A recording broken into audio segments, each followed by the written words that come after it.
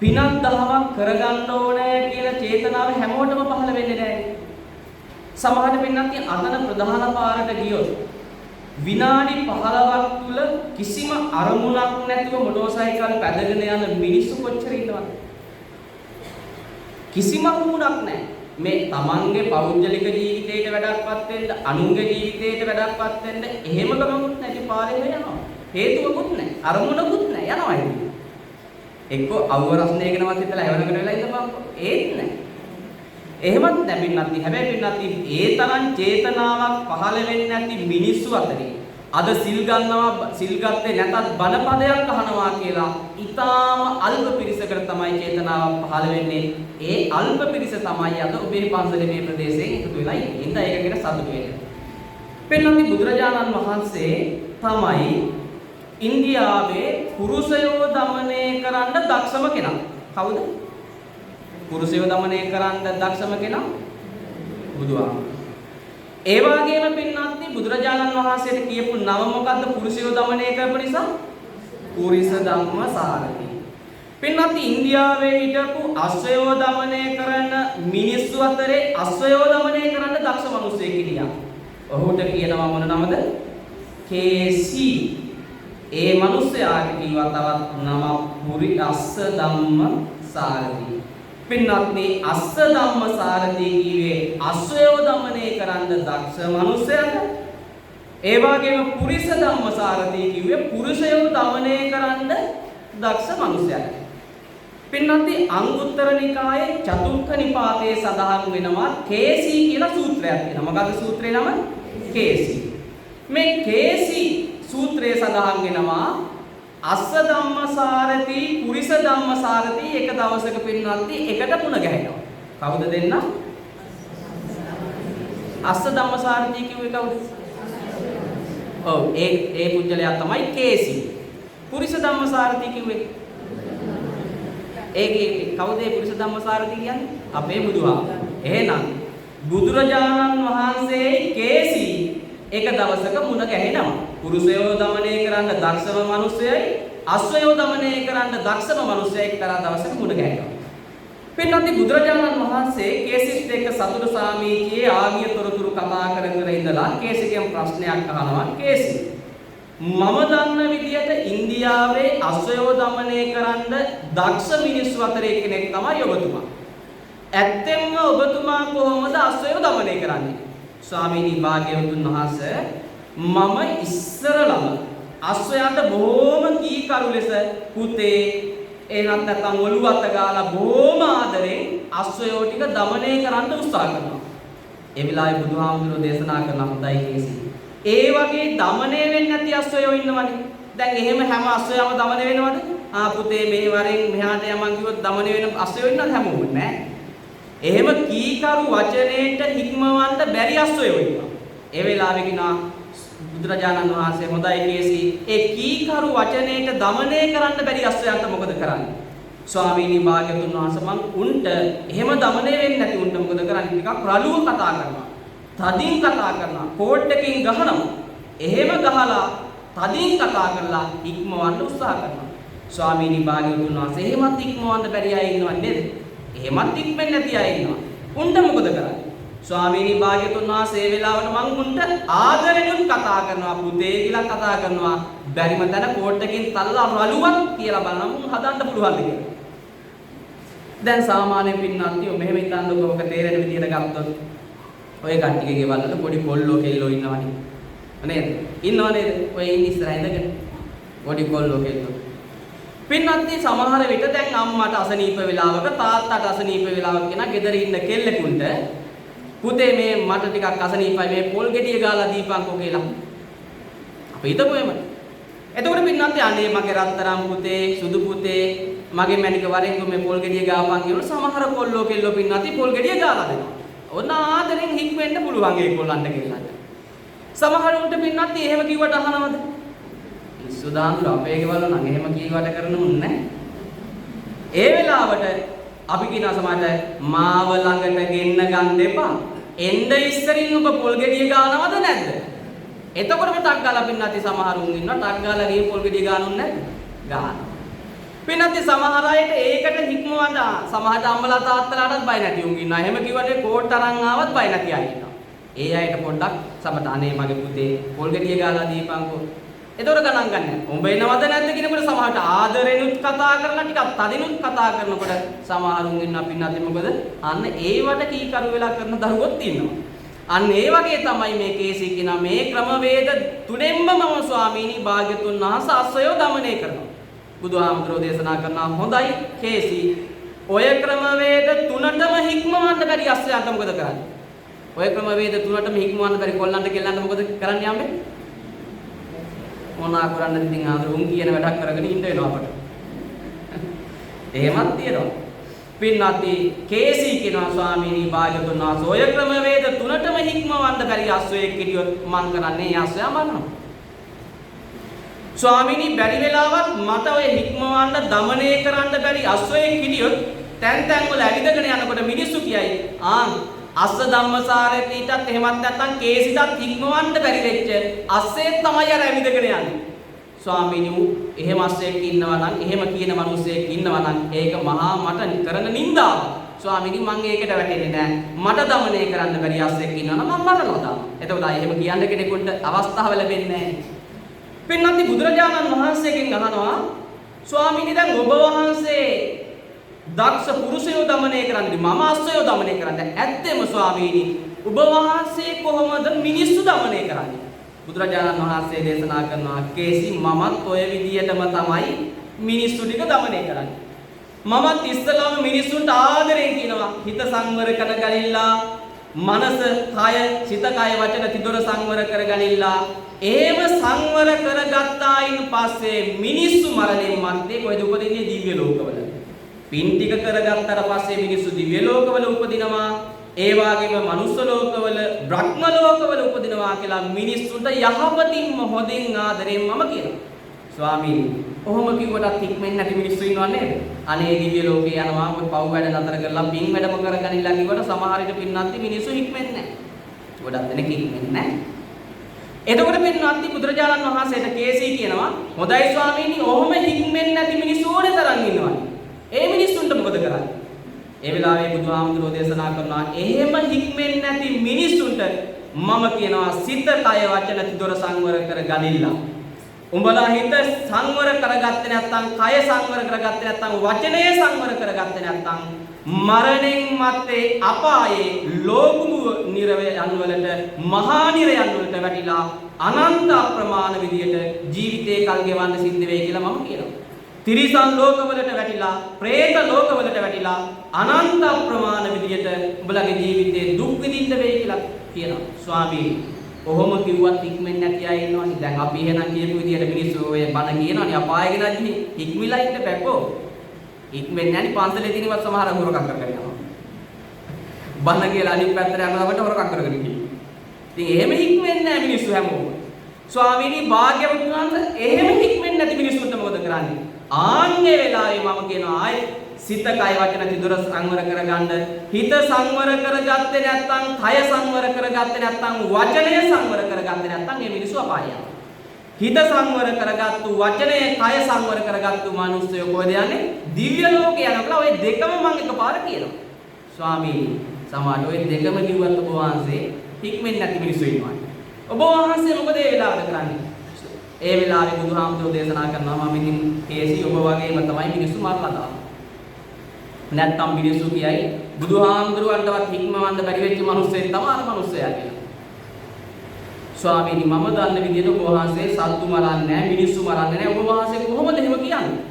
ඒ වෙලාවේ කියනවා මම මිනිස්සු මරනවා කියන එකෙන් අදහස් කරන්නේ මිනිස්සු අත්හරිනවා. බණ කියලා හදන්න බැරි මිනිස්සු මොකද කරන්නේ? අත්හරිනවා. එහෙම බුදුහාමුදුරුවෝගේ කාලේ අත්හැරපු මිනිස්සු ටිකක් කියන්න බලන්න. බුදුහාමුදුරුවෝගේ කාලේ බුදුහාමුදුරුවෝ බණ කියන්නේ නැතුව අවවාද අනුශාසනා කරන්නේ නැතුව ඒවා කරලා හික්මවන්න බැරි තැන අත්හැරපු මිනිස්සු. ඔව් දේවදත්ත හාමුදුරුවෝ බැලුවා මේ මිනිස්සයා හදන්න පැවිදිකම දුන්නා බණ කිව්වා ගුණධම් පූර්ණේ කරගන්න ධානත් ලැබුවානේ. ධාන ලැබුවා ජීවිතේ හදාගන්න පුළුවන් වුණාද? බෑ. බුදුරජාණන් වහන්සේ අත්හැරලා දැම්මා. බුදුරජාණන් වහන්සේ දේවදත්ත කුමාරයා හදන්න කියලා මහාන කරලා ඒ හාමුදුරුවෝ කෙනෙක් බවට පත් වුණාන් පස්සේ ඒකේ නම බුදුහාමුදුරන්ට ගල් පෙරළුවා. හරියට වලින්ද ගියපු දේවාලේ ඉහි කඩාගෙන වැටුණා වගේ වැඩක් වුණේ බුදුහාමුදුරන්ට. පින්නත් ඒ විතරක්ද දැන් බුදුරජාණන් ගිහි කාලේ සිද්ධාර්ථ කුමාරයාගේ රතාචාර්යවරයා කවුද? සිද්ධාර්ථ කුමාරයාගේ රතාචාර්යවරයා චන්නත් මහණ වුණානේ. චන්න හාමුදුරුවෝ වුණා. සාරිපුත්ත මොග්ගල්ලාන මහරහතන් වහන්සේලා වැඩ ඉන්න පන්සලේ පින්නත් කුටුවට වෙලා හොඳට කකුල් දිග අරගෙන ඉන්නවලු වාඩි වෙලා. සාරිපුත්ත හාමුදුරුවෝ වෙනකොට නැගිටින්නේ නැහැ වාසනේ. මුගලන් හාමුදුරුවෝ වෙනකොට නැගිටින්නේ නැහැ. බුදුහාමුදුරුවෝ අවවාද කරනවා චන්න එහෙම ඉන්න එපා. ඔබට වඩා සංසාරයේ පෙරුම්දම් පුරාගෙන මේ උතුම් වූ බුද්ධ ශාසනය වෙනුවෙන් මාර්ගඵල අවබෝධ කරගෙන ඉන්න උත්තමයන් වහන්සේලා උන්වහන්සේලා ඒ හින්දා ගෞරව කරලා නැගිටින්න. කවදාකවත් නැගිටින්නේ නැහැ. අර සාරිපුත්ත හාමුදුරුවෝ වෙනකොට මුගලන් හාමුදුරුවෝ වෙනකොට චන්න හාමුදුරුවෝ මොනවද කියනවා කියන්නේ? ඒ කාලේ නම් ඉතින් සිද්ධාර්ථ කුමාරයාට ඔය කවුරුත් හිටියේ නැහැ. එකම එක මිනිස්සයා හිටියේ. කවුද? ඒ චන්න. මම නම් නැගිටියේ ඔය සාරිපුත්ත මොග්ගල්ලානලා පස්සේ ආපුවයි. මම නැගිටින්නේ නැහැ ආසනේ කියලා අර හාමුදුරුවන්ටත් ඇහෙන්න කියනවා. බුදුරජාණන් වහන්සේ අවවාද කරා බැරිම තැන මොකද චන්න හාමුදුරුවන්ට කරේ? බ්‍රහ්ම දණ්ඩනය පැනෙව්වා. මරණ බුදුරජාණන් වහන්සේ පරිනිර්වාණයට පත් වෙන්න ඔන්න මෙන්න තියෙනකොට බුදුහාමුදුරුවෝ බ්‍රහ්ම දණ්ඩනය පැනෙව්වා. බ්‍රහ්ම දණ්ඩනය කියන්නේ මොකක්ද? කතා බහ කරන්නේ නැති, ඝන දෙවුවක් නැතුව අත්හැරලා වෙනින්ම ඉන්නවා. පස්සේ චන්නහාමුදුරුවෝ ජීවිතය හදාගෙන රහත් වුණා. ඒ විතරක්ද පින්නත් සිද්ධාර්ථ කුමාරයාගේ බුදුහාමුදුරුවන්ගේ මාමණ්ඩි කවුද? සුප්පබුද්ධ රජු. සුප්පබුද්ධ රජුට මොකද වුනේ? අපායට ගියා. මොකද්ද කරේ? බුදුරජාණන් වහන්සේ ගමන් කරපු මාර්ගය හරස් කරා. ඒ කියන්නේ මේ මිනිස්සු හැදිලත් නැහැ කියන එක. ඒ කියන්නේ මාමණ්ඩි හැදිලත් නැහැ. මෙච්චර බණ කියපු රටේ බුදුහාමුදුරුවෝ ශාක්‍ය ජනපදයේට මාමණ්ඩි හැදුනෙත් නැහැ. මාමණ්ඩි මොකද කරේ? බුදුහාමුදුරුවෝ වඩින මාර්ගය හරස් කරන්නේ. හරස් කරලා බුදුරජාණන් වහන්සේට මේ මාර්ගය යන්න දුන්නේ නැහැ. බුදුහාමුදුරුවෝ දේශනා කරා මේ මිනිසයා තව දවස් 7යි ඉන්නේ. මේ බුදුහාමුදුරු කෙනෙක් වඩින මාර්ගයේ හරස් කරනවා කියන එක ලේසි අකුසල කර්මයක් නෙවෙයි. ඒකාන්ත වශයෙන්ම මරණින් මත්තේ කොහෙද උපදින්නේ? අපායගාමී වෙනවා කියලා කිව්වා. ඒ වගේ මහත් වෙන දවසේ පින්නත් අපායගාමී වෙනවා. ඒ නිසා පින්නත් ඔය හදන්න බැරි කොට්ටාසයට වැටෙන්න එපා. මේ ලෝකේ හදන්න බැරි කොට්ටාසයට වැටෙන්න එපා. පළවෙනි කොටසට වැටුණාට කමක් නැහැ. දෙවෙනි තුන්වෙනි කොටස් වලට වැටුණාට කමක් නැහැ. හතරවෙනි කොටසට නම් වැටෙන්න එපා. හදන්න බැරි මට්ටමකට එන්න එපා. හැදෙන්න. නේද? අපි කවුරුත් හදන්න එන්නේ නැහැ, හැදෙන්න. ඒ නිසා පින්නත් මේ වෙලාවේ දේශනා කරන ධර්මය හොඳට ශ්‍රවණය කරලා ජීවිතයට ආලෝකයක් ලබා ගන්නවා කියන උතුම් බලාපොරොත්තු ඇති කරගෙන මේ දේශනා කරන ධර්මය සත්‍ය අවබෝධයේ පිණසම හේතු වාසනාම වේවා කියලා කවුරුස්සාකාරයක් දෙනවා. අද නිදිමතද? නෑ නේ. මොනවා කරන්නද නිදිමත අහන්න වෙන්නේ. බණ ටිකක් අහන්න වෙනවා නේ. නැත්තම් ඉතින් මේ සත් දවසේ අපරාධනේ සිල් සමාදන් වෙච්ච එක. පින්වත්නි අද මම ධර්ම දේශනාව සඳහා මාතෘකා කරගත්තේ බුදුරජාණන් වහන්සේ විසින් දේශනා කරපු ජාතක කතාවක්. ජාතක කතාවේ නම තමයි ලෝසක තිස්ස ජාතකය. අහලා තියෙනවද? හාමුදුරනේ ඔකේ මුල් කෑල්ල අහලා තියෙනවා ලෝසක.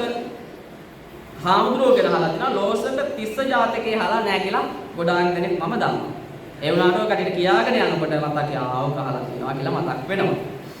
පින්නත් අපේ බුදුරජාණන් වහන්සේ සවැත් නුවර ජේතවනාරාමේ ඉන්නකොට ඒ සවැත් නුවර ජේතවනාරාමේ ළඟ තිබිලා තියෙනවා කෙවුල් ගම්මානය. කෙවුල් ගම්මානය කිව්වේ මොන ගම්මානයකද? කෙවුල් ගම්මානය කිව්වේ මාළු අල්ලන මිනිස්සු ජීවත් වෙච්ච ගමට මොකක් කියලාද කියන්නේ? කෙවුල් ගම්මානය. මේ කෙවුල් ගම්මානේ මිනිස්සු 1000ක් දෙනා ජීවත් වෙලා තියෙනවා. කොච්චරද ඉන්නේ? 1000ක්. පින්නති මේ ගම්මානේ අලුතෙන් දීවරියෙකුගේ කුස තුල පින්නති දරුවෙක් පිළිසිඳ ගත්තා. අම්මා කෙනෙකුගේ කුස තුල දරුවෙක් පිළිසිඳ ගත්තා. මේ දරුවා පිළිසිඳගත්තු දාම පින්නති මුළු ගමටම ගිනියවුණා.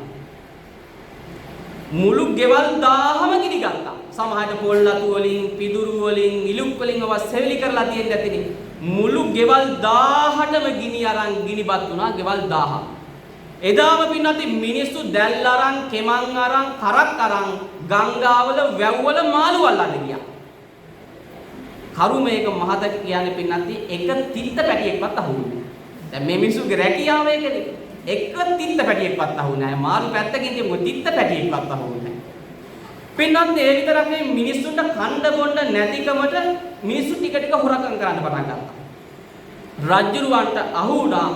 රජුරව පින්නත් 7 පාරක්ම දඩුවම් කරා මුළු 1000ටම. ගමේ හිටපු පවුල් 1000ටම දඩුවම් කරා. 7 පාරක් ගෙවල් ගිනි ගත්තා. පින්නත් ගමේ මිනිස්සු කල්පනා කරනවලු මබට මෙච්චර කාලයකට මේ වගේ දෙයක් අහේනියක් වුණේ නැහැ. කණ්ඩ බොණ්ඩ නැතුව හිටියේ නැහැ. මොකෙක් හරි කාලකන්ණියෙක් ඔන්න අපේ ගමට ඇවිල්ලා. එහෙම හිතනවනේ නේ. අපි අනේ ඉතින් හොඳට ඇඳලා පැලඳලා ලස්සනට කෝට්ටයි දාලා සුවඳ විලවුන් ගල්වගෙන සමහරට රස්සාවලට යනවා රැකියාවක් බලාපොරොත්තු වෙයි යනවා. අනේ දෙයියාමතුනේ ගෙදරින් ගේට්ටුවෙන් එළියට බහිනකොට ඉස්සරහට මිනිස්සෙක් හම්බ වෙනවා. ඉතින් ගේම් ඇවිදින් බලන රස්සාව නැහැ. හම්බ වුණේ නැහැ. ගෙදර අයට මොකද කියන්නේ මන්නම් හිතුවා ඉතින් ඕක හම්බ වෙන්නේ නැහැ. අර කාලකන්‍යා ඉස්සරහට හම්බුණා. එහෙම කියන්නේ. හැබැයි ගොඩාක් දෙනෙක් දන්නවා මේ මිනිස්සයා හිතන්නේ නැති දේ තමයි මේ මිනිස්සයාගේ කාලකන්නිකමට නෙවෙයි ඒක නැති උනේ කාගේ කාලකන්නිකමටද? අපේ දෙයියා හඳුන්නේ ආයේ. තව මිනිස්සෙකුගේ කාලකන්නිකමට මට නැති වෙයි. ඒක මා පුදුම කතාවක්. පින්නති මිනිස්සු හිතාගෙන ඉන්නේ එහෙමයි. අර ගමේ මිනිස්සුත් හිතුවා මේ කාලකන්ණියෙක් අපේ පවුල් වල අපේ ගමේ ඉපදිච්ච ඉඳලා තමයි අපට කණ්ඩ බොණ්ඩවත් නැත්තේ. පින්වත්නි අර 1000ක් පවුල් මොකද කරේ 500 කොටස් දෙකකට බෙදුවා. එක 500කට කණ්ඩ බොණ්ඩ හම්බ වෙනවා, මාළු හම්බ වෙනවා, රැකී රස්සා තියෙන ඕනේ තරම්. එක 500කට කිසි දෙයක් නැහැ. කැඳක් නැහැ. අපේ භාෂාවෙන් කිව්වොත් කැඳක් නැහැ. පින්වත්නි ඒ වෙලාවේ ආයාර 500 මොකද කරේ? ආය 500 250කට බෙදුවා. ඒ 250 එක 250කට හොඳට කණ්ඩ බොණ්ඩ හම්බ වෙනවා, මාළු අහු වෙනවා, රැකී රක්ෂා තියෙනවා. එක 250කට නැහැ. ආයේ 250 බෙදුවා දැන් පවුල් දෙකයි. ඒ පවුල් දෙකෙත් පින්නත් එක පවුලකට හොඳට කණ්ඩ බොණ්ඩ හම්බ වෙනවා, එක පවුලකට හම්බ වෙන්නේ නැහැ. ඒ තමයි අර අලුතෙන් දරුවෙක් පිළිසිඳ ගත්ත පවුල. මොකද කරේ? ගමේම මිනිස්සු එකතු වෙලා ගහලා පැන්නුවා. පින්නන්ති තාත්තත් දාලා ගියා. අම්මට දාලා යන්න විදියක් නැහැ නේ දරුවා. දැන් කුසේ දරුවා වැටෙනවා. අනේ මේ දරුවත් තියාගෙන අම්මා පාරක් ගානේ ගිහින් හිඟා කනවා. හිඟා කාලා ඕන් එක්තරා දවසක දරුවා ලැබුණා. පින්නන්ති අම්මා දරුවා උකුලේ තියාගෙන ගිහින් හිඟා කනවා මෙලව දෙයක් ලැබෙන්නේ කිසිම දෙයක් ලැබෙන්නේ. හැබැයි දරුවා කොහේ හරි තැනක ආරක්ෂිතව තියලා අම්මා යනවා හිඟා කන්න. එදා හම්බ වෙනවා. අනේ පොඩි එකාට මොනා හරි බත් ටිකක් ගෙන යන්නේ කන්න දෙනවා. පිඟානට දාලා පුතේ මේක කාපා. කොල්ලා මොකද කරන්නේ? අනේ පිඟාන බිම වට ගන්නවා. උට එදාට කන්න ලැබෙන්නේ වැලිත් එක බත්. කන්නම ලැබෙන්නේ නැහැ. දැන් දරුවට ඇවිදින්න පුළුවන්. අම්මා කිව්වා පුතේ උඹ හින්දා මම මෙච්චර කාලයක් දුක් විඳා තවත් නම් දුක් විඳින්න බෑ. පුතේ මේන් බෙලෙ පිඟානක් තියනවා. ඕනෑ තැනක හිඟා කාගෙන ජීවත් වෙනින් මට කරදරයක් කරන්න එපා කියලා අම්මා වෙන් වෙලා ගියා. දැන් පින්නත් කොල්ලට අම්මත් නැහැ තාත්තත් නැහැ ඉන්න හිටින්න තැන නැහැ මහ පාරවල් ගානේ තමයි ඉන්නේ. කොල්ලා නාන්නේ නැහැ ඉරිච්ච යදුන් ඇදගෙන හරියට පාසු පිසාජෙක් වගේලු ඉන්නේ. පින්නත් දැන් කොල්ලා මහ පාරේ හිඟා කාගෙන යනවා කිසිම කෙනෙක් දෙන්නේ නැහැ. සමහරට ඉඳලා හිටලා ආහාරයක් ලැබෙනවා. කන්න හදනකොට පින්නත් ඒකත් වට ගන්නවා. පින්නත් මේ කොල්ලා මිනිස්සු ගෙවල් වලින් කෑම කාලා ඉඳුල් වාදන හොදලා එළියට විසික් කරනවා බත් සමහර ඉඳුල් ඒ වලින් වැටෙන බත් ඇට තියෙනවා මිදුල් වලට ආන්ගේ ඒවා හරියට කපුටෝ අර බත් කනවා වගේ ඇටේ ඇට ඇහුලකට කොල්ලගේ පාප කර්මයක මහත කියන්නේ බත් ඇටේ ඇට ඇහුලකට කනවා එච්චරවත් කන්න බෑ. පින්නත් එක්තරා දවසක අපේ සාරිපුත්ත මහරහතන් වහන්සේ උදේ කාලයේදී සිවුරු හැඳ පොරවගෙන පිණ්ඩපාතේ වඩිනවා. මේ කොල්ලා දැක්ක හාමුදුරු කෙනෙක් පිණ්ඩපාතේ වඩිනවා. මේ හාමුදුරුව පස්සෙන් ගියොත් මටත් මිනිස්සු මොනවා හරි දෙයි කියලා හිතුවා. අනේ සාරිපුත්ත හාමුදුරුවන්ට දානේ පූජා කරන කොල්ලන්ට කෑම හම්බ වෙන්නේ නැහැ.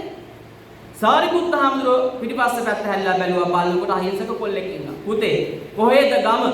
ඉන්නේ කොහෙද අම්මා තාත්තා කවුද කියලා ඇහුවා. ස්වාමීනි මට ඉන්න තැනකුත් නැහැ අම්මා තාත්තාත් නැහැ අම්මා තාත්තා මාව දාලා ගියා. පුතේ ඔබ මහාන වෙන්න කැමතිද? අනේ ස්වාමීනි මහාන වෙන්න නම් කැමතියි. කවුද ඉතින් මාව මහාන කරගන්නේ? පුතා කැමති නම් මම මහාන කරන්නම්. මේ ලේසි නෑ. කවුද කියන්නේ අහන්නේ? සාරිපුත්ත හාමුදුරුවෝ. අපට වාසනාව උදා වෙලා තියෙනවද සාරිපුත්ත හාමුදුරුවන්ගේ පැවිද්දක් ගන්න? මොන තරම් වාසනාවක්ද? පින්වත්නි සාරිපුත්ත හාමුදුරුවනේ අවුරුදු 7යි කොල්ලට වයස නෑවු ආරංගේ සාරිපුත්ත හාමුදුරුවම නාවන්නේ. මහා දුප්පතුන්ගේ හාමුදුරුවෝ කියලානේ හඳුන්වන්නේ. සාරිපුත්ත හාමුදුරුවෝ මහා පුදුම කරුණාවන්ත කෙනෙක්.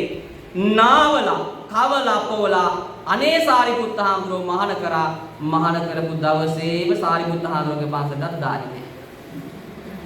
තුඹ දෙයක් නේ පින්වත්නි. සාරිපුත්ත හාමුදුරුවන්ගේ පන්සලට දාන්නේ නෑ. ඒ වෙලාවේ පින්වත්නි ටික කාලයක් ගෙවුණා සුදුසු වයස ආවන් පස්සේ සාරිපුත්ත හාමුදුරුවෝ මේ හාමුදුරුවෝ ලෝසක හාමුදුරුවෝ මොකද කරේ උපසම්පදා කරා. උපසම්පදා කළා දැන් ටිකෙන් ටික වයසට යනකොට සාරිපුත්ත හාමුදුරුවෝ කිව්වා දවසක් ලෝසක හාමුදුරුවන්ට හාමුදුරුවනි ඔබ වහන්සේට බොහොම බලගත්ු කර්ම විපාක පළ දෙනවා. ඒ නිසා ජීවිතේ ගැලවීමක් නැහැ. කරන්න තියෙන එකයි ඉක්මනින්ම අමාරුවෙන් හරි විදසුන් වඩලා රහත් වෙන්න. අනේ ලෝසක හාමුදුරුවෝ සක්මන් මළුවේ පින්නත් භාවනා කරන ඇවිදවිදා ක්ලාන්ත වෙලා ඇදගෙන වැටෙනවා. දානේ හම්බ වෙන්නේ නැහැ. උන්වහන්සේ වතුර ටිකක් වළඳලා ආයෙ නැගිටලා ආයෙ පින්නත් සක්මන් මළුවේ කොහොම හරි භාවනා කරලා රහත් වුණා. රහත් වෙලා දැන් පින්ඩපාතේ වඩිනවා. අනික් හාමුදුරුවෝ ඔක්කොටම පින්නත් පොලිමට යනකොට පින්ඩපාතේ හම්බ වෙනවා. ලෝසක හාමුදුරුවන්ට ලෝසක මහරහතන් වහන්සේට මොකද වෙන්නේ? මිනිස්සු දානේ ටික බෙදන්න හදනකොට පේනවා පාත්‍රේ පිරීලා වගේ. ආයේ පිරිච්ච පාත්‍රේ මොනවද දාන්නේ? බෙදන්නේ නැහැ මිනිස්සු. සමහරට අමාරුවෙන් කැඳ හැන්දක් ලැබෙනවා. ලැබෙනකොටම මිනිස්සු දකිනවා දෙයි හාමුදුරනේ කැඳ පිරෙන්න තියෙන්නේ මේකේ ආයේ මොනවද බෙදන්නේ කියලා මිනිස්සු කැඳ බෙදන එක නවත්තනවා. පින්වත්නි උන්වහන්සේට පිරිනුවම් පාන්න තරම් කෑම ලැබුණ එහෙම ඒ කියන්නේ කෑම ලැබුණේම නැත්තේ නෑ ලැබුණා. හැබැයි කුස පිරෙන්න ලැබුණේ නෑ. චුට්ට දවසටම එක වේලා ඒත් හැන්දයි දෙකයි. පින්වත්නි සාරිපුත්ත හාමුදුරුවෝ අකුසලයේ බලවත් කොච්චරද කිව්වොත් කොසල් රජුව කෝටි 14ක් වියදම් කරලා පින්වත්නි අසද්දෘස මහා දානයක් දුන්නලු නේද? කෝටි 14ක් වියදම් කරලා කොසල් රජුව අසද්දෘස මහා දානයක් දුන්නා. කීයද සල්ලි? කෝටි 14ක්. ලේසි නෑනේ මේ පැත්තෙම මිනිස්සුන්ට නෙවෙයි මේ අනුරාධපුර දිස්ත්‍රික්කෙම මිනිස්සුන්ට කන්න දුන්නේ නැහැ. කෝටි 14ක් අද වියදම් කරොත් එක දවසකට ඒ පැය 2යි 3යි. පින්නන්ති ලෝසක හාමුදුරුවෝත් ඒ දානේ ඉඳගෙන හාමුදුරුවෝ රහතන් වහන්සේලා 500කට විතරයි දුන්නේ. මේ දානේ ලෝසක හාමුදුරුවෝ ඉඳගත්තත් දෙයි හාමුදුරනේ ඒ දානෙත් පළ දන්න හරියට ලැබිලා නැහැ. අසද්දෘස මහා දානේ ලෝසක හාමුදුරුවෝ ඉඳගත්තට ලෝසක හාමුදුරන්ට ඒ දානෙත් හරියට ලැබිලා නැහැ. සාරිපුත්ත හාමුදුරුවෝ බැලුවා දැන් ලෝසක හාමුදුරුවන්ගේ ජීවිතය ගැන බලනකොට අද මුන්වහන්සේ පිරිනුවම් පානවා. තාම ජීවිතේ කුස පිරෙන්න ආහාර වේලක් වළඳලා නැහැ. සාරිපුත්ත හාමුදුරුවෝ තීරණය කරා අදවත් ලෝසක හාමුදුරුවන්ට බඩ පිරෙන්න දානේ ටිකක් දෙන්න ඕනේ කියලා සාරිපුත්ත හාමුදුරුවෝ කිව්වා. එහෙනම් හාමුදුරනේ අපි දෙන්නා සවැත් නුවරට පින්ඩපාතේ වඩිමු. උපවාසෙ ලෑස්ති වෙන්න. දෙන්නත් එක ලෑස්තිලා දැන් පින්ඩපාතේ වඩිනවා.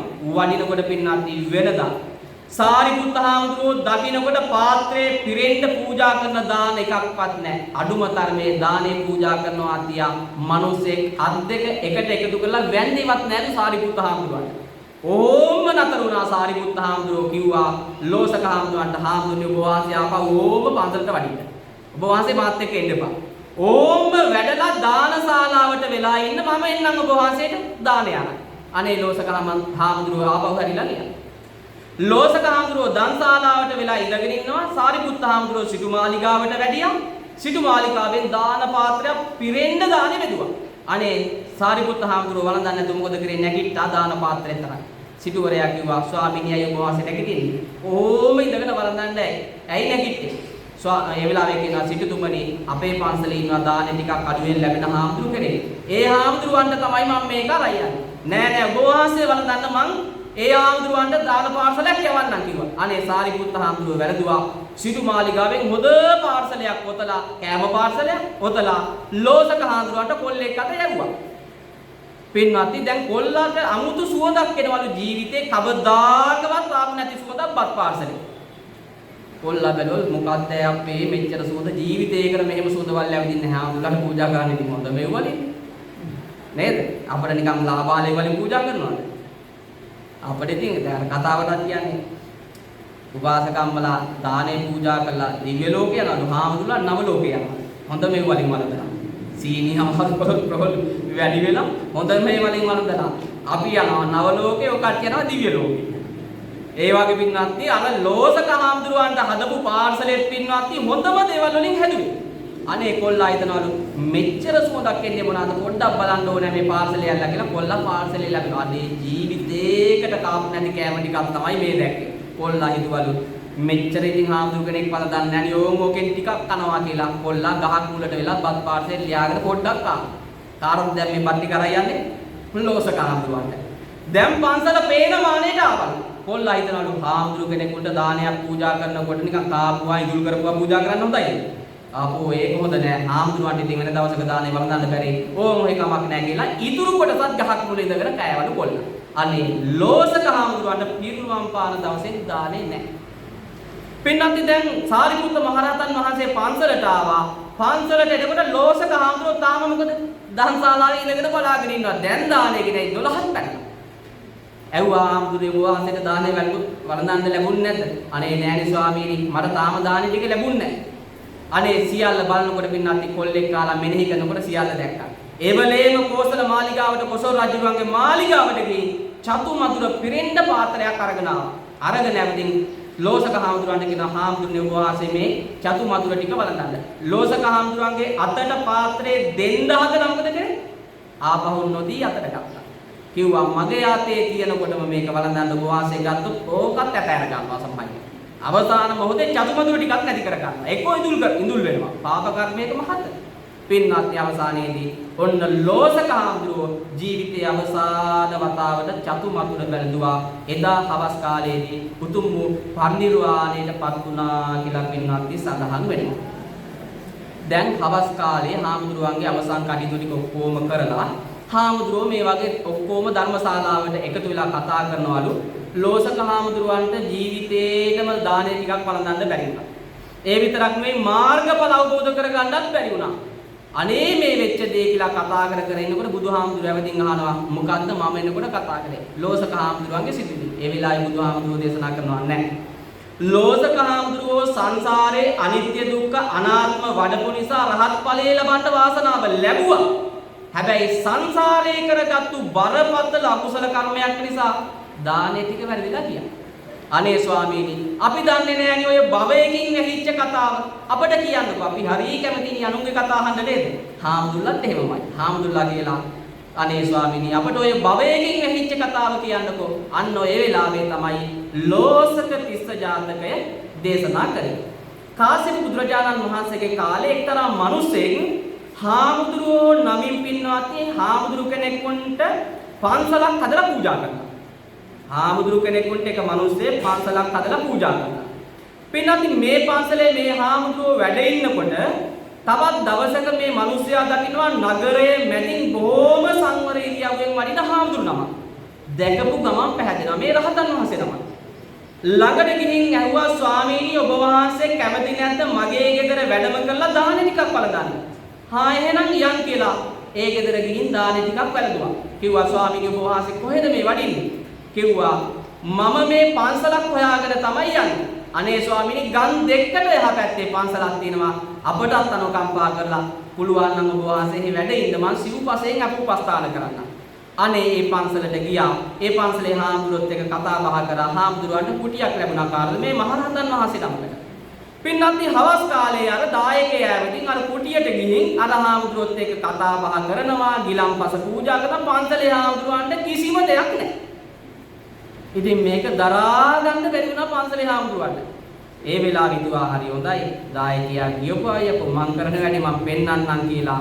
පින්නති දායකයා යනකොට හාමුදුරනේ පහුවදා ඔබ වහන්සේ මේ අලුතෙන් ආපු හාමුදුරුවෝ ඔක්කොම පිණ්ඩපාතේට වඩින්න ඕනේ අපේ ගමට කියලා ආරාධනා කරලා ගියා.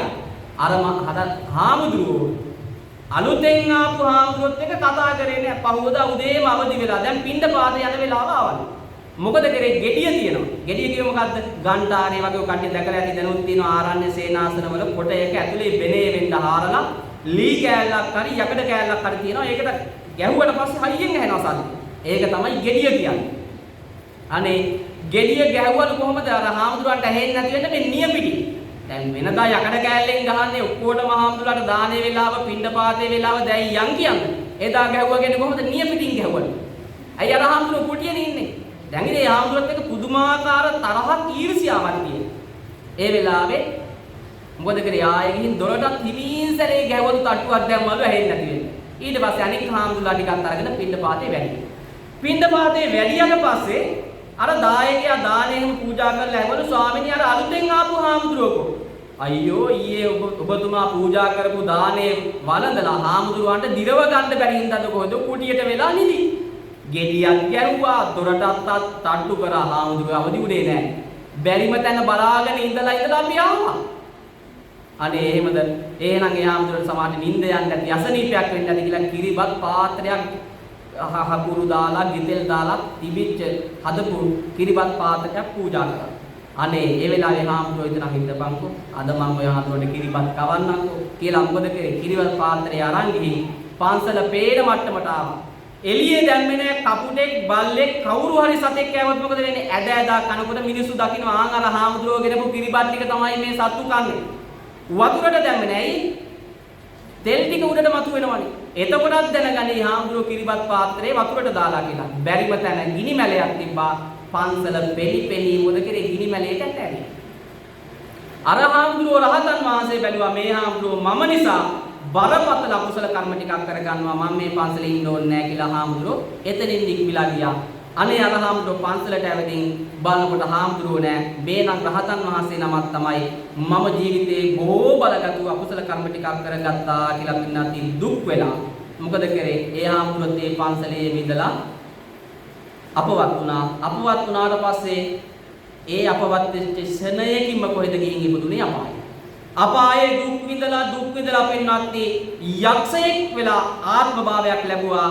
ඒ ආත්ම භාවයේදී පින්නත් මැරෙන්න කිට් වෙන කම්මාරයක් නෑ කුස පිරෙන්න.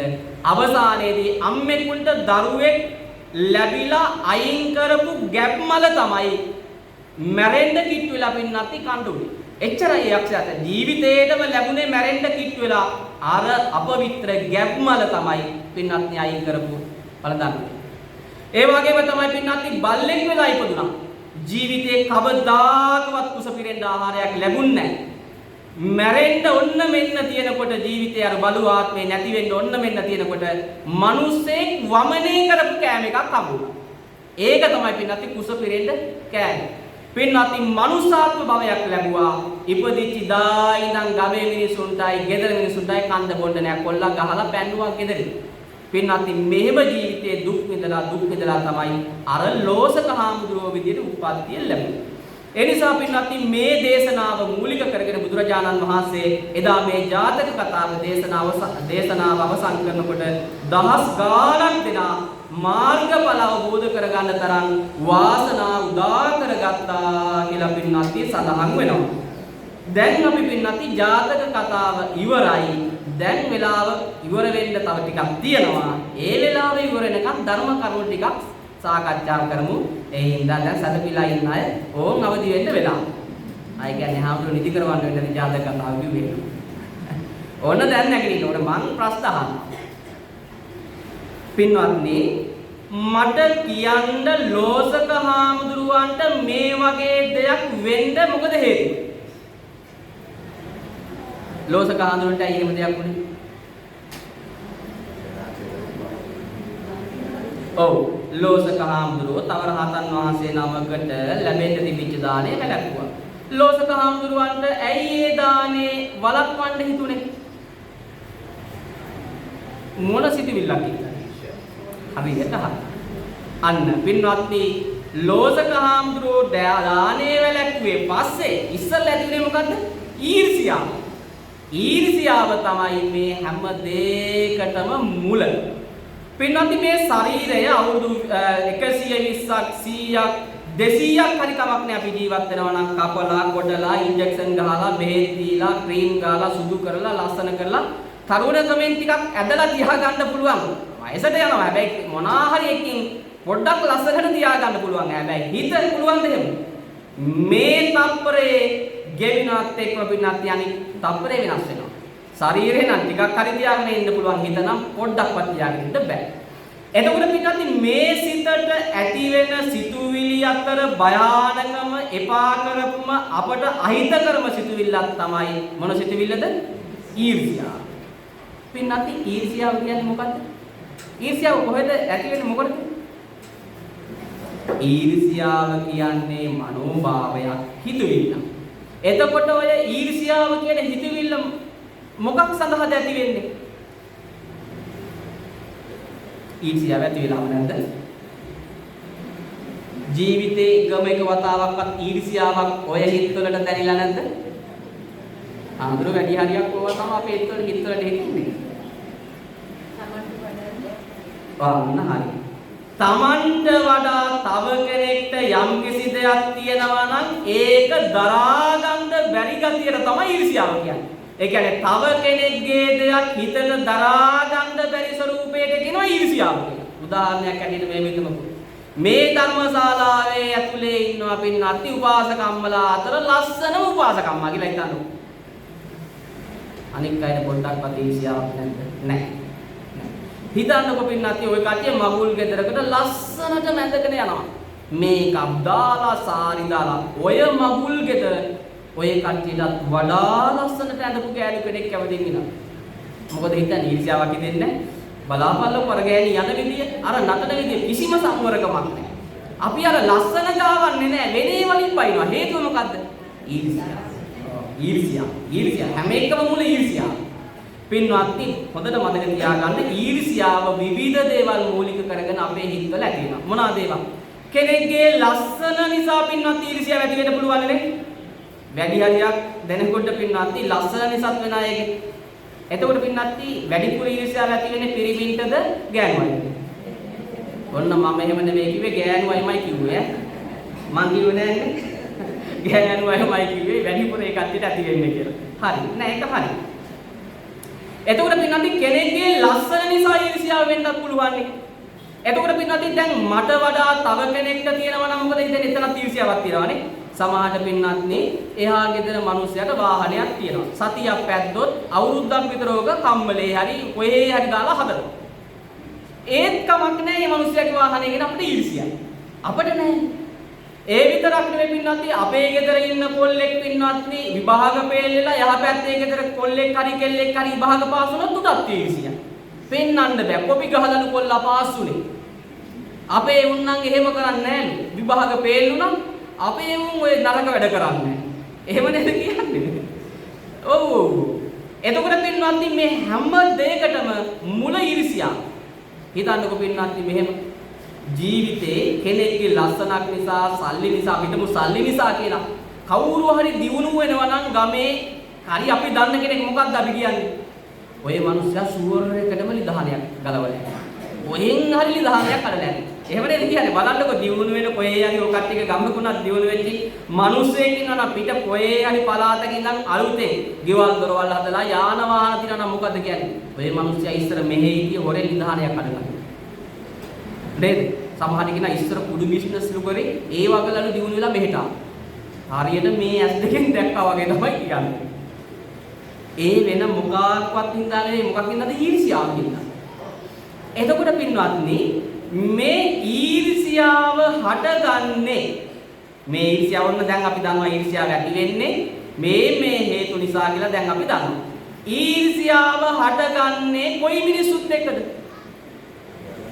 මේ හිතමු දැන් මේ පැත්තේ ඉන්නනේ තාත්තලා දැන් මෙතන ඉන්න තාත්තලාට ඊර්ෂ්‍යා හිතනවාද ඉන්දියාවේ ඉන්න ශාරුක් ખાන් ලස්සනයි දෙයියා දුන්නේ වයසට ගිහින් අවුරුදු 60 ගාණක් ගිහින් තිනා ඔය මිනිස්සයා තාම රඟපානවනි යපට නම් ඊර්ෂ්‍යාවේ බැගල ඊර්ෂ්‍යාවක් ඇති වෙනවද නෑ එහෙම ඇති වෙන්නේ නෑ මෙතන ඉන්න අම්මලාට හිතනවා ඉන්දියාවේ ඉන්න ඓශ්වර්යා රායි අම්මෝ වයසට ගිහිනුත් තාම දිව්‍යාංගනාව වගේ මට නම් දකින්න ඊර්ෂ්‍යාවෙන් නෑ දකින්න වාරේ එහෙම හිතනවද එහෙම හිතෙන්නේ නෑ ඇයි හිතෙන්නේ නැත්තේ ඒ මිනිස්සු අපේ අයවත් ළඟ අයවත් වෙයි එහෙනම් පැහැදිලි ඈත ඉන්න මිනිස්සුත් එක්ක ඊර්ෂ්‍යාව ඇති වෙන්නේ නැහැ කියන එක පැහැදිලි ඊර්ෂ්‍යාව දැන් අපට අනේ ඇමරිකාවේ ජනාධිපතිට හරියට සල්ලි ඊර්ෂ්‍යාවක් හිතෙනවද නැහැ අපට වැඩකුත් නැහැ හැබැයි පින්නත් ළඟම ඉන්න පවුලේ ඥාති සමහරට ගමේ මිනිස්සු අපි ආශ්‍රය කරන යාළුවෝ ඒ මිනිස්සුත් එක්ක නේද ඔය ඊර්ෂ්‍යාව හටගන්නේ ඒ කියන්නේ ළඟින්ම ආශ්‍රය කරන මිනිසුත් එක්ක තමයි ඊර්ෂ්‍යාව තියෙන්නේ.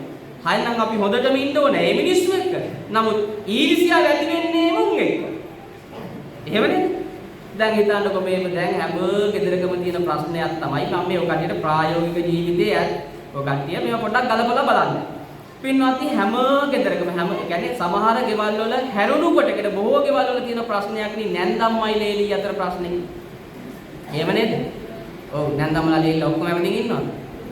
ඔව්. එහෙනම් මුත් කියන්න බෑ නෑ නෑ හොඳින් ඉන්නවා කියලා කියන්න ඕනේ. හරිද? එතකොට පින්වත්නි මේකට හේතුවයි මේකට හේතුවක් පින්වත්නි ඊර්ෂ්‍යාව. දැන් සාමාන්‍යයෙන් අපි හිතමු කොහොමද ඕවල සුල මුලව කට්ටිය නිකන් ඉන්නකොට හිතන්න ඕනේ ඇයි ලේලි නැන්දම්මයි අතරේ ගැටලු ප්‍රශ්න ඇති වෙන්නේ. මෙන්න මේකයි ප්‍රශ්නේ. පින්වත්නි කොල්ලා කසාද බැන්දන් පස්සේ මෙච්චර කාලයක් හරි හම්බ කරලා ගෙදර අම්මට තමයි පඩිය දුන්නේ. කසාද බැඳ පුදා ඉඳන් කාර්ද දෙන්නේ. මේක ඉතින් අම්මට දරා ගන්න බෑ.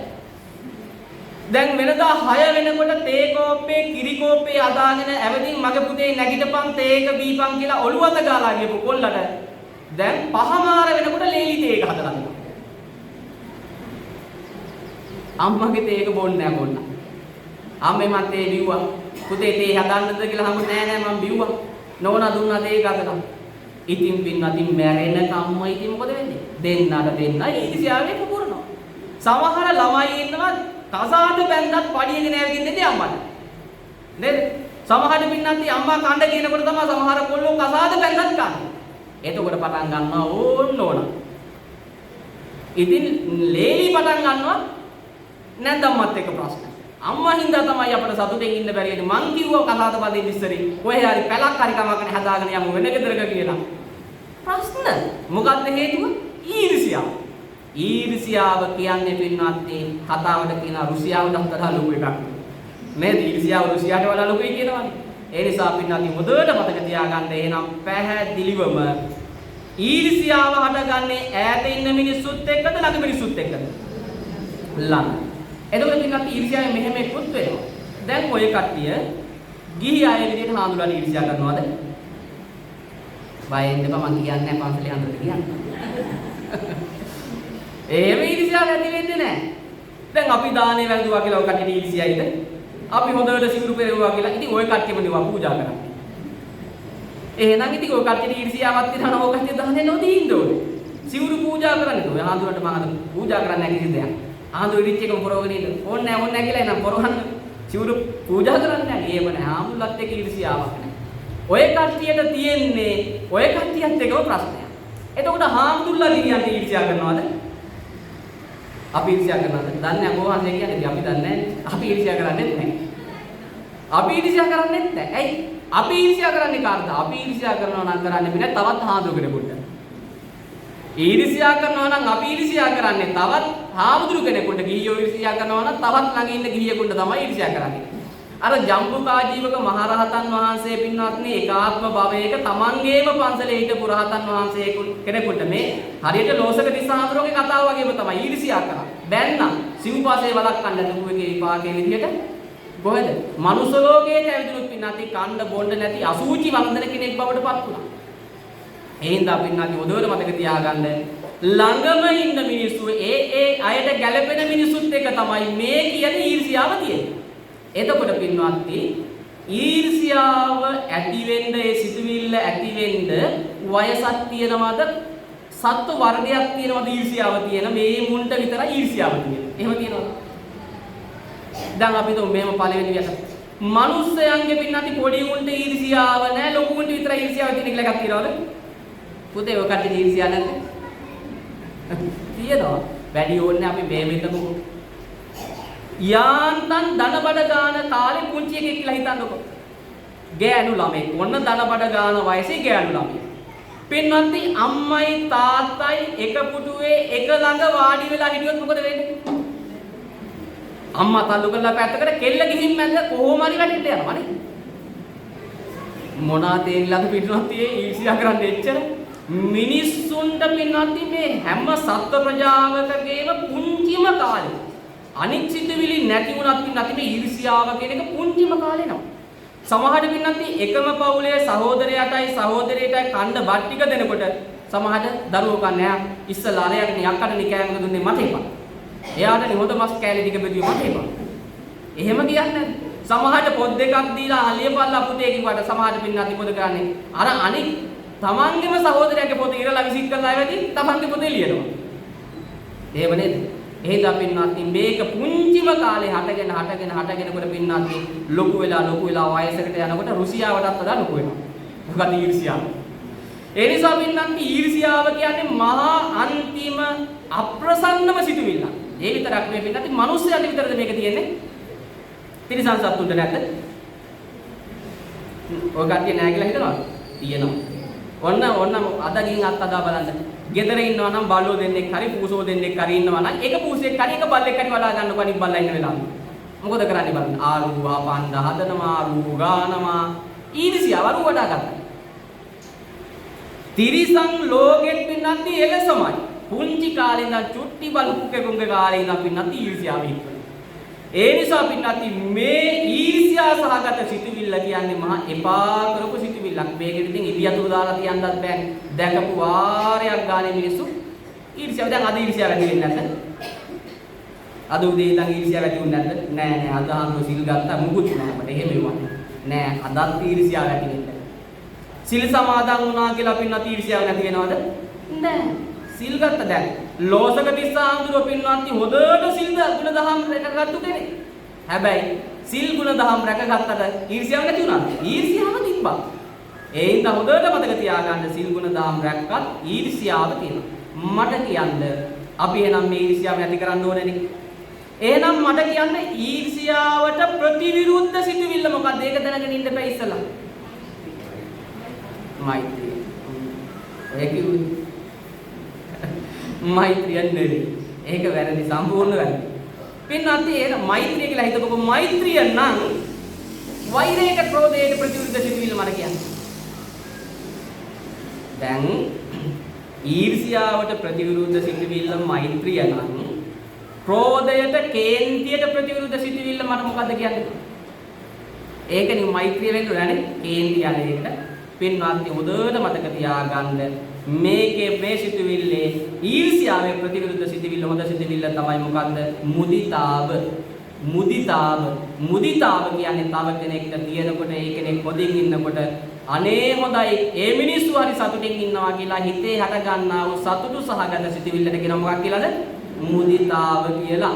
දැන් සාමාන්‍යයෙන් ඒක වෙන්නේ නැහැ නේ කෙනෙක්ට හරියනවා නම් අපි කැමති නෑස් වලට කඩු වලින් අයින්නවා වගේ නේ. පපුවට කඩු වලින් අයින්නවා වගේ. ආන්ගේ කඩු වලින් අයින්නේ නැහැ වගේ හිතෙනවා නම් පින්වත් ආමුදිතාව තියෙනවා. ඒ හින්දා පින්වත් ආන්ගේ සිතුවිල්ල අපි වර්ධනය කරගන්න ඕනේ.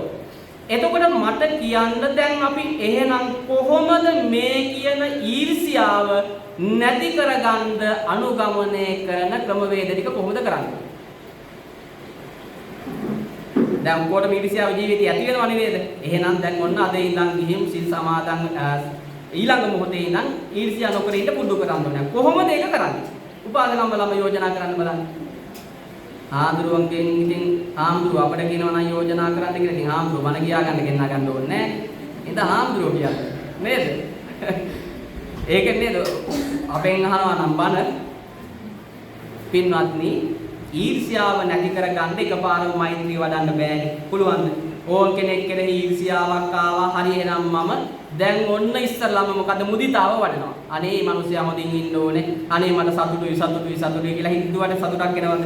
නෑ. ඒක වෙන්නේ නැහැ. කවදාකවත් වෙන්නේ නැහැ.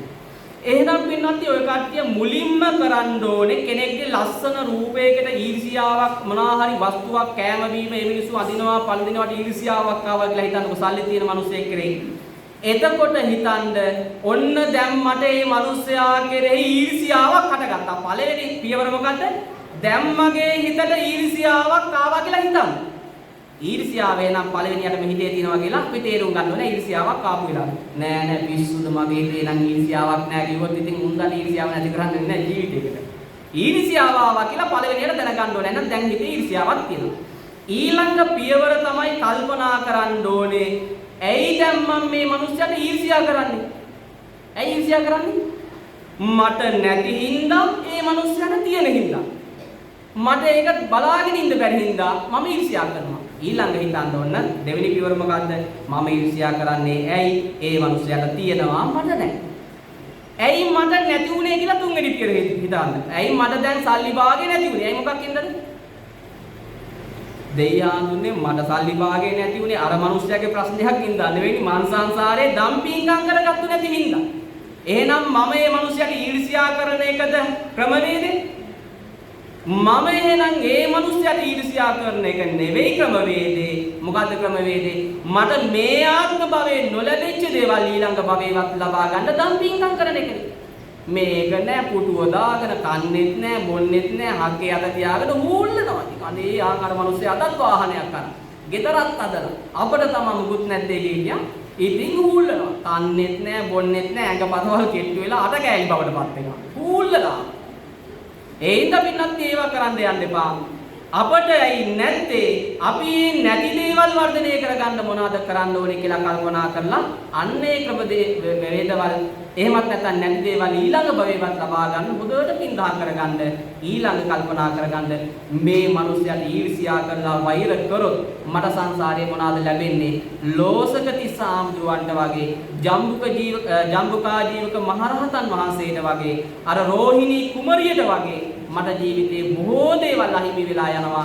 මම ඊර්ෂ්‍යා කරන්නේ නැහැ කියලා පින්නත් ඊර්ෂ්‍යාවෙන් හිත ගලවගෙන හොඳ ජීවිතයක් ලබා ගන්න කියන එකයි පින්නත් වෙසක් පුර 15ක් පොයේ දවසේදී මේ ධර්ම දේශනාව අවසන් කරන වෙලාවේ බොහෝම ගෞරවයෙන් හැමෝටම මතක් කරන්නේ. ඒ නිසා පින්නත් මම හිතන්නේ ධර්ම දේශනාව පැයක් ගෙවුණා. ඒ නිසා මීට වඩා ධර්ම දේශනාව සිද්ධ කිරීමට මම අපේක්ෂා කරන්නේ නැහැ.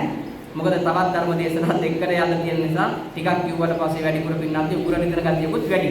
ඒ නිසා ඒවනම් කියන්න බෑ නේද? ඒ නිසා අද ධර්ම දේශනාව තුළින් දේශනා කරපු මේ ධර්මයේ හොඳට ජීවිතය අරගන්න අම්මේ තාත්තේ අපි හැමෝම ජීවිතේ හදාගමු. හොඳ ජීවිතයක් විදියට ඊර්ෂ්‍යාවෙන් තොර ජීවිතයක් ගත කරන්න ශක්තිය ධෛර්යය වාසනාව උදා වේවා.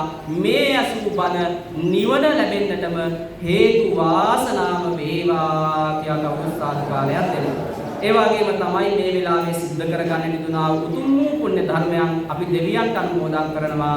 අනුමෝදන් වේවා කියන ප්‍රාර්ථනාව නැති කරගෙන කවුරුත් මෙහෙම කියවමු. ආකාසට්ටා චුම්මට්ටා දේවානාගා මහින්దికා පුඤ්ඤාතං අනුමෝදිතා චිරන් රක්ඛන්තු ශාසනං. ආකාසට්ටා චුම්මට්ටා දේවානාගා මහින්దికා පුඤ්ඤාතං අනුමෝදිතා චිරන් රක්ඛන්තු දේශනං. ආකාසට්ටා චුම්මට්ටා දේවානාගා මහින්దికා පුඤ්ඤාතං අනුමෝදිතා චිරන් රක්ඛන්තු මම් පරන්තු.